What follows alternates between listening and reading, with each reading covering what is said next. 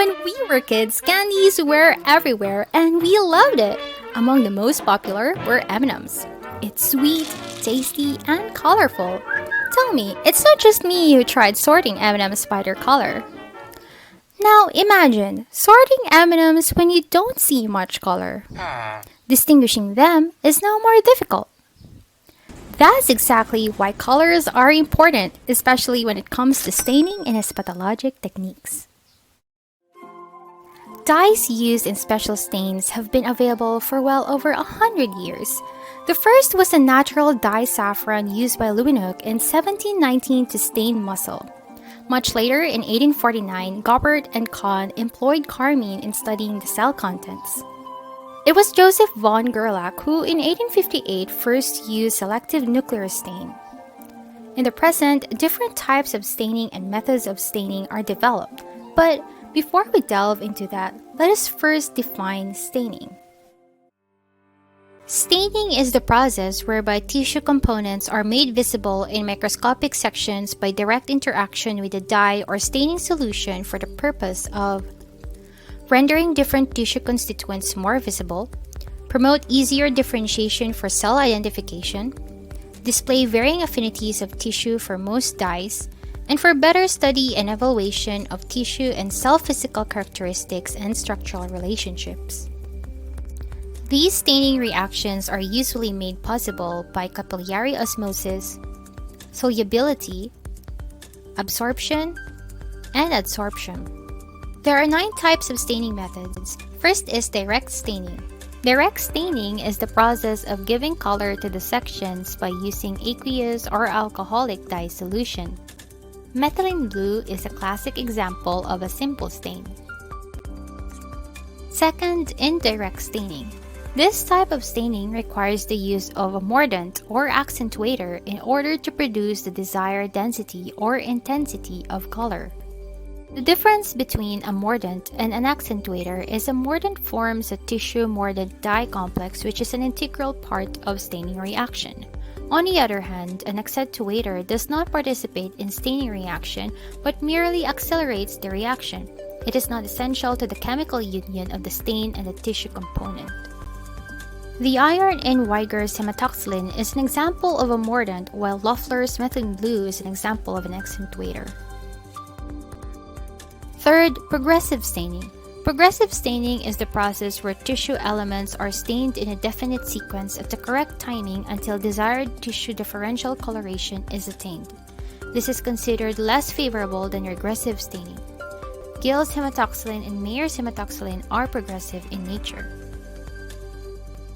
On the other hand, regressive staining is the process where the tissue is first overstained to obliterate the tissue and excess stain is removed or decolorized.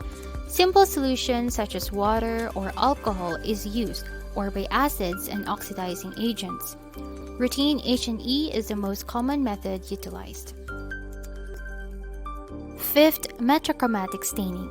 This uses specific dyes which differentiate particular substances by staining them with a color different from that of the stain itself. An example is the Leeuwin blue, which stains mast cells red purple and the background blue. Sixth, counterstaining. This includes a basic dye of a different color from initial one. The purpose is to give the decolorized cells a color that is different from that of the initial stain.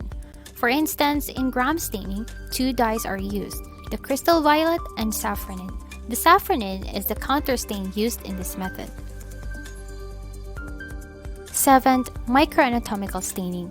This is used to demonstrate the general relationship of tissues and cells with general differentiation of nucleus and cytoplasm without necessarily emphasizing the inclusion bodies. Under microanatomic staining is cytoplasmic staining and negative staining. Cytoplasmic staining demonstrates structures found in cytoplasm and nucleus without necessarily differentiating tissue structures in general. Eosin is one of its examples. Negative staining is used to demonstrate bacterial morphology. The unstained organism is seen against a black background. Phosphotungstic acid is one of the negative stains most commonly used. Next, metallic impregnation. This is a process where specific tissue elements are demonstrated not by stains but by colorless solutions of metallic salts which are reduced by the tissue, producing an opaque, usually black deposits on the surface of the tissue or bacteria. A metallic impregnating agent is different from a stain in that it is not absorbed by the tissue but is held physically on the surface as a precipitate or as a reduction product in certain tissue components. The most valuable metals for this purpose are gold and silver. This is an example of gold staining of motor and plate in muscle.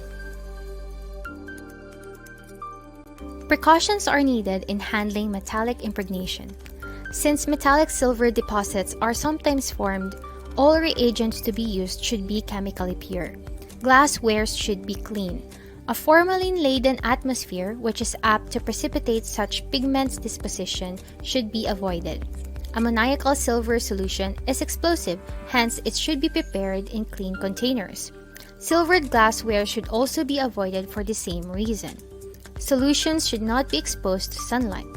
All unused reagents should be immediately inactivated by sodium chloride or dilute hydrochloric acid and discarded. Finally, avoid use of metallic instruments when handling metallic impregnation sections. The last staining method would be vital staining. Vital staining is the selective staining of living cell constituents demonstrating cytoplasmic structures by phagocytosis of the dye particle. Vital stains are excluded by the living cells but taken up by the already dead cells. The nucleus of a living cell is resistant to vital stains and therefore is not demonstrated. If nuclear structure is demonstrated in vital staining, then it signifies cell death. Vital staining of reticuloendothelial system with trypan blue is an example.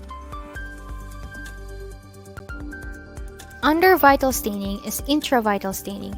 Intravital staining is done by injecting the dye into any part of the animal body, either intravenous, intraperitoneal, or subcutaneous, producing specific coloration of certain cells. Another is supravital staining. Supravital staining is used to staining living cells immediately after removal from the living body. Thin slices of tissues are placed in small staining dishes and enough staining solution is added to cover the tissue. Janus green is among the common dyes used in supravital staining. Now let's summarize what we've learned. Staining is the production or formation of colors of different tissues and cells. There are 9 types of staining methods. This includes direct staining, which utilize aqueous or alcoholic solution of dye, indirect staining, which requires mordant or accentuator, progressive staining, where tissues are stained in a definite sequence, regressive staining, where tissue is first overstained, then decolorized, Metrochromatic staining, which use dyes that stain substances with a color different from the stain itself, counter staining, which is the application of a different stain providing contrast and background, Microanatomical staining, which is used to demonstrate general relationships of tissues and cells. It includes cytoplasmic and negative staining, metallic impregnation, where it utilizes metallic salts instead of stains, and lastly, vital staining, which selectively stains living cell constituents. It includes intravital staining and supravital staining. Staining is as important as the other histopathologic steps, thus the same amount of attention to detail is observed. I hope this served helpful as an introduction for this topic. Thank you for listening.